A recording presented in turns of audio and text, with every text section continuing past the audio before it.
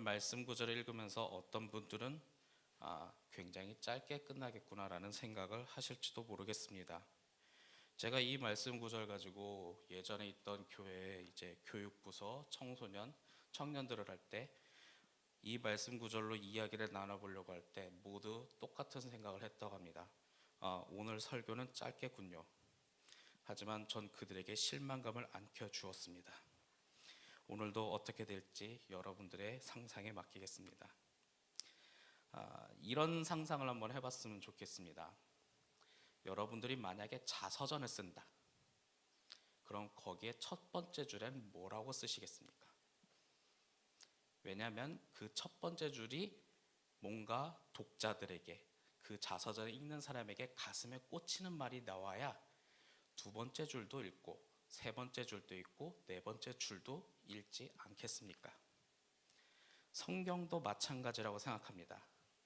첫 번째 줄에 강렬한, 적어도 성경을 읽는 독자에게 강렬한 인상을 줘야 두 번째 줄도 읽고 세 번째 줄도 읽고 네 번째 줄도 읽어 내려가지 않겠습니까? 저는 성경의 첫째 줄, 즉 하나님의 말씀의 이 첫째 줄에 강렬한 인상이 있어야 하는 무언가가 있겠다라는 생각이 듭니다. 예전에 제가 중고등학교 때로 기억이 납니다. 그때 성경 교사 선생님께서 이런 말씀을 했죠. 태초에 무엇이 있었을까요? 창세기 1장 1절 가지고 이야기를 했습니다. 태초에 하나님이 천지를 창조하시니라. 이 말뜻에서는요, 태초에 하나님이 이미 있었다라는 것을 전제하고 말하는 구절입니다. 즉 하나님이란 분이 있었고 그분이 태초에, 어쩌면 우리가 그때는 몇 년 며칠인지 알지 못하지만 그 이전부터 존재하셨던 분이 있었고 그분이 천지를 창조했다는 말이죠. 그러다 보니 어떤 어린아이들은 이런 질문을 합니다. 하나님이 맞아요? 여호와가 맞아요? 여러분들도 그런 생각해 본 적 있지 않나 생각이 듭니다.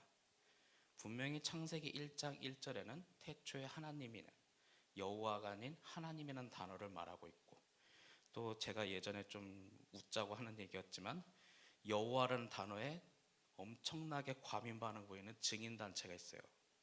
우리가 생각하는 이단이죠. 그런 이단들이 있는데 그들에게 있어서는 여호와라는 단어를 쓰지 않고 하나님이라는 단어를 썼으니 이건 의미 없어. 그냥 사람들은 그렇게 주장한다고 합니다. 그러다 보니 이 하나님이라는 단어와 여호와라는 단어가 굉장히 우리에겐 생각해 볼 필요가 있다는 거죠. 여러분들은 어떻게 생각하십니까? 하나님이라는 단어와 여호와라는 단어, 히브리어는 하나님은 아도나이라는 단어를 쓰고 있고 여호와, 즉 엘로힘이라는 단어를 쓰고 있는데 제가 바꿔서 얘기했네요. 하나님, 엘로힘이라는 단어를 쓰고 있고 여호와는 아도나이라는 단어를 쓰고 있는데 이 엘로힘이란 게 제가 신학과를 공부하면서 알게 된 사실은 이 엘로힘은 엘이라는 단어의 복수형이라고 하더라고요. 그러다 보니까 누군가는 이렇게 생각했죠. 하나님이 여러 명인가? 하지만 우리나라의 어법과 달리 히브리어의 복수형만 가지고는 하나의 특징이 있다고 해요. 히브리어는 단수형도 있고 두 개의 물건을 사용할 때 쓰는 짝수형도 있고 그리고 복수형도 있다고 합니다. 물론 여러분들은 그렇게 생각했죠. 왜 그렇게 사용하지? 그냥 그 사람들은 그런 사람인 것 같습니다. 특히 히브리어의 복수형은 3명 이상이 모여있을 때, 3개 이상이 모였을 때도 사용하지만 두 번째로는 최상급 명사에게도 복수형을 부여한다고 해요. 예를 들어 달리기가 이신욱보다 빠르다 하면 그건 비교급이고 달리기가 제일 빠르다 하면 그건 최상급이에요. 그런 최상급 명사에게만 히브리어는 복수형을 부여한다고 해요. 즉 엘이라는 단어에 복수형을 부여해서 그 뜻은 무엇이냐? 최고의 신, 최고 제일 꼭대기에 있는 신이 있었다라는 것으로 볼 수 있죠. 즉 하나님이란 즉 엘로힘이란 최고의 신 직책이라고 좀 이해하시면 될 것 같아요. 즉 성경은 제일 첫째 줄에 이렇게 말하고 있죠. 최고의 신이 있었다. 최고의 신이 태초, 우리가 알지 못하는 그 처음 시점 이전부터 계셨던 최고의 신이 있었다. 그리고 그 최고의 신이 천지를 창조했다. 즉 창세기 1장 1절은 이렇게 말하고 있죠. 물론 우리는 그 최고의 신이 여호와라고 하고 있는데, 적어도 제가 처음에 말했던 우리 인생에 만약 자서전을 쓴다면 제일 첫째 줄에 뭐라고 쓸까라는 질문을 했었죠. 성경도 하나님의 영감을 받았던 성경의 저자는 분명히 독자들이 다음 줄도 읽고 1장, 2장, 3장, 4장 계속 성경을 읽길 원했을 거예요. 그래서 그가 쓴 단 한마디, 태초에 하나님이 천지를 창조했다. 거기에는 최고의 신이 계셨는데 그 최고의 신이 궁금하십니까? 그럼 여러분 성경을 읽고 기도하시면 됩니다. 이런 메시지를 던지면서 이야기가 시작되고 있는 거죠. 그렇다면 여러분들은 이런 궁금증이 또 있을지도 모르겠습니다. 여호와, 즉 히브리어로 아도나이라고 하는 이 여호와는 어떤 뜻일까? 이 여호와라는 단어도 좀 직역을 하면 그분, 위대한 분이기도 한데, 이런 대명사로 쓰이던 것이 오랜 시간 지나다 보면 고유명사로 고정이 될 때가 있어요. 그래서 제가 어떤 독일의 교회에서 일어난 일을 들은 얘기를 잠깐 해보려고 해요. 물론 이 얘기도 듣고 제가 걸러서 또 이야기하는 면도 있지만, 어느 독일 교회에서 독일인 목사님이 설교를 하고 있었는데 그걸 듣고 있던 유대인이 한 명 있었다고 합니다. 유대인은 당연히 히브리어 언어를 쓰고 있는 민족 중에 하나죠. 그런데 설교를 할 때 하나님의 이름을 직역해서 설교를 했던 적이 있었나 봐요. 그걸 들었던 유대인들은 이런 반응을 합니다. 아니 어떻게 신의 이름을 함부로 말할 수 있느냐 하면서 그 자리를 뛰쳐나갔다는 에피소드가 들은 적이 있습니다. 우리가 알고 있는 십계명에 분명히 이렇게 써 있죠. 하나님의 이름을 망령되이 일컬지 말라. 그걸 너무 과도하게 지켰는지, 그래서 하나님이란 이름을 대신 여호와, 그분, 위대한 분이라는 것을 차용해서 쭉 고유명사로 되었던 것 같아요. 그러다 보니 우리는 이런 질문을 하게 되죠. 하나님의 이름은 어떻게 될까요? 많은 연구가 되고 있는데 혹시 여러분들 인터넷상에서 혹시 야훼라는 단어를 들어본 적이 있는지 모르겠습니다. 그게 하나님의 이름에 가장 가까웠고, 그걸 이 히브리 민족들이 직역을 해서 쓰면 망령되이 일컫는다 생각해서인지 여호와라는 단어 그리고 하나님이라는 단어를 사용하면서 성경을 썼던 것 같아요. 이게 가장 유력하게 이야기가 되고 있다 보니 어쩌면 제일 성경의 첫째 줄에 하나님의 이름, 뭐 야훼든지 엘샤다이든지 정확하게 직역을 하고 싶었으나 그들의 민족의 특성상 어떻게 내가 사랑하는 그분의 이름을 함부로 쓸 수 있겠냐 하는 생각에 이렇게 사용했던 것 같아요. 하지만 창세기 1장 1절에 분명히 우리에게 말하고 있는 게 있습니다. 태초에 하나님이 있었다. 하나님이 천지를 창조했다. 그것은 이미 하나님, 최고의 신이라는 존재가 있었다는 거고, 그리고 이것을 토대로 그 최고의 신이 누군지 궁금하십니까? 그럼 성경을 읽고 기도하고 예배드리면서 우리 함께 알아가 봅시다. 이렇게 이어진다고 보시면 될 것 같아요.